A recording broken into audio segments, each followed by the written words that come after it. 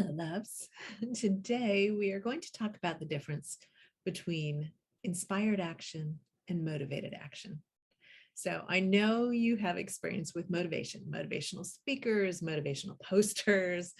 Uh, we've all experienced motivation. Most of the time, motivation looks and feels kind of like this.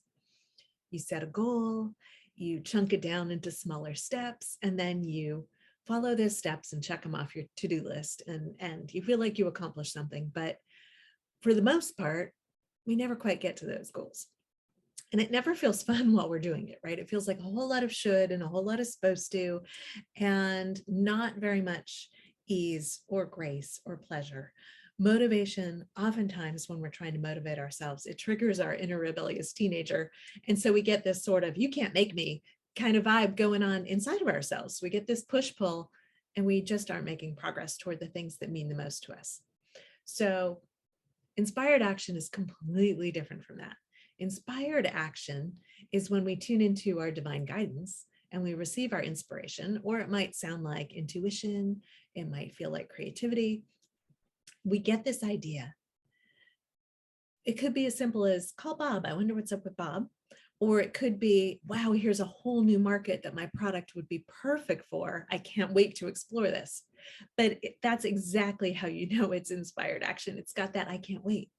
So instead of motivated action, which has that energy of you can't make me, um, inspired action has the energy of you can't stop me. There is nothing that's going to get in the way of me doing this thing right now. And that's another really important piece when it comes to inspired action.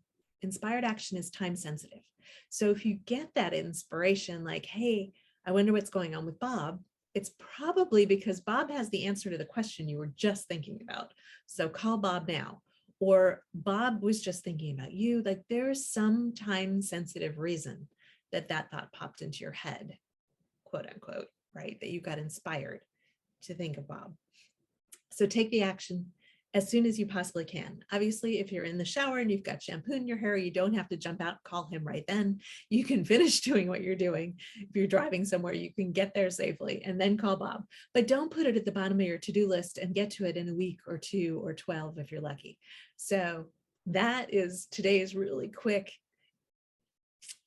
insight into the difference between motivation and inspiration, or motivated action, inspired action. And I know we're going to be talking a lot about this as we move forward. So here's your building block for what's to come.